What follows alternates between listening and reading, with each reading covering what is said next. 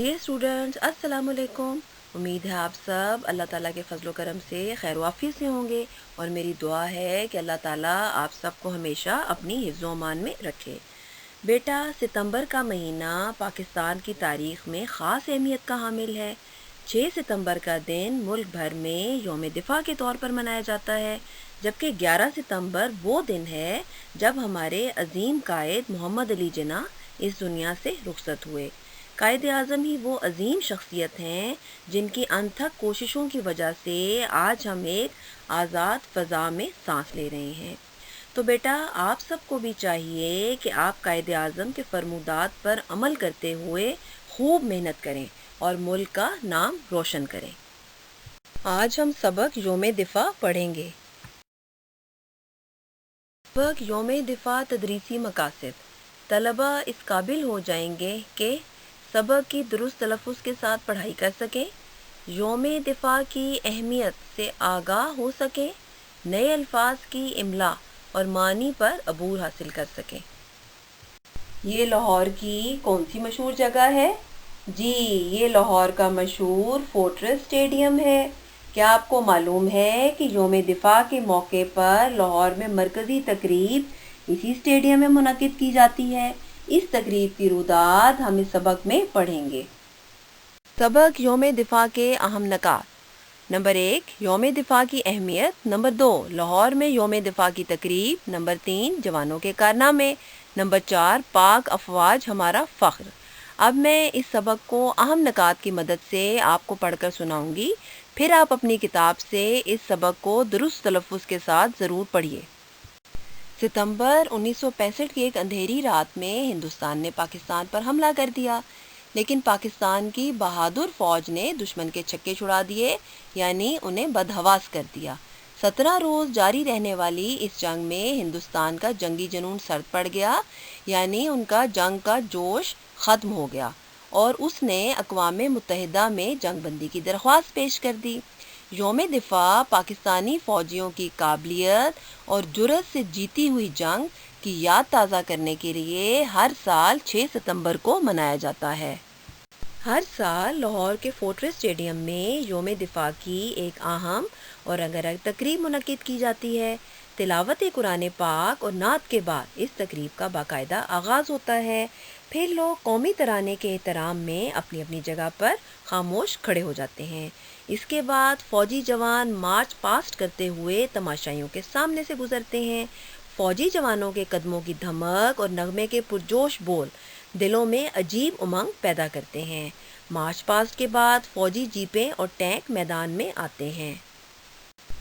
ऐसी ही एक तकरीब का हाल इस सबक में बयान किया गया है, जिसमें फ़ौजी जवानों ने अपनी ताकत के मुख्तलिफ जौहर दिखाकर तमाशाइयों को हैरान कर दिया। जैसे कि फ़ौजी जवानों ने सिर्फ 3 सेकंड में तस्मे वाले जूते पहनकर राइफलें उठा लीं और महाज पर डट कर दिखाया। उन्होंने अपनी राइफलों को खोलकर नीचे रखा और फिर 15 सेकंड में उनको जोड़कर हवाई फायरिंग करके दिखाई।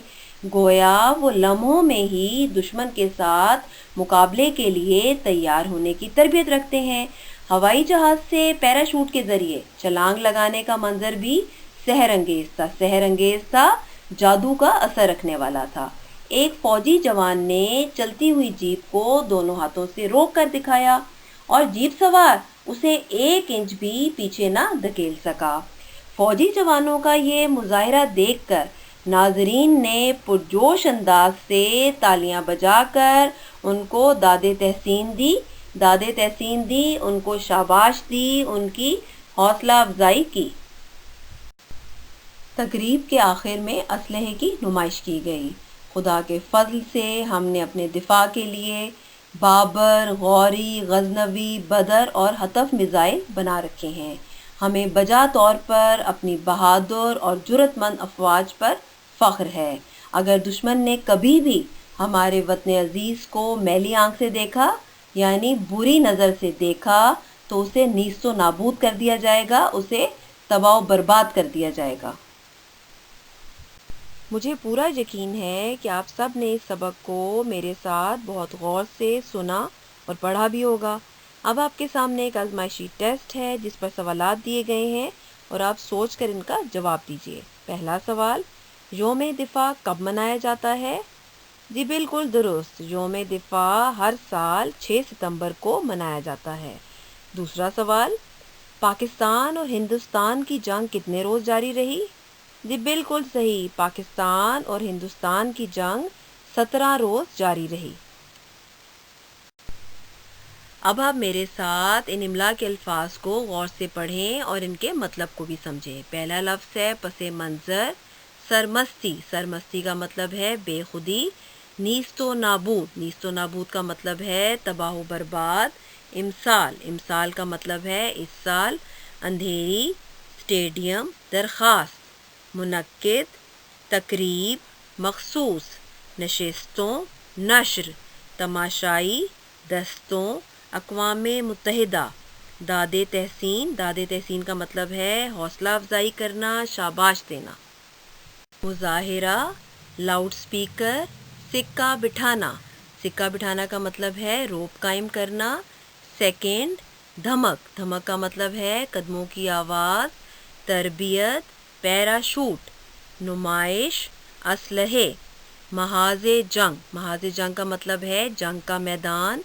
چھلانگ، دھکیل، پاکستان۔ رہنمائی، سنبھالنا۔ جوک در جوک، جوک در جوک کا مطلب ہے گروہ در گروہ۔ اب آپ نے دیے گئے اس پیراگراف کو بھی غور سے پڑھنا ہے۔ آپ کا گھر کا کام یہ ہے کہ آپ نے سبق یوم دفاع کی پڑھائی درست تلفظ کے ساتھ کرنی ہے۔ اس کے ساتھ ساتھ آپ نے املا کے الفاظ اور پیراگراف کو اردو الف کاپی پر خوش خط بھی لکھنا ہے، اور املا کے الفاظ اور پیراگراف کی تیاری ریڈ رجسٹر پر بھی کرنی ہے۔ اپنا بہت خیال رکھیے، ہمیشہ خوش رہیے۔ Thank you very much. Allah حافظ۔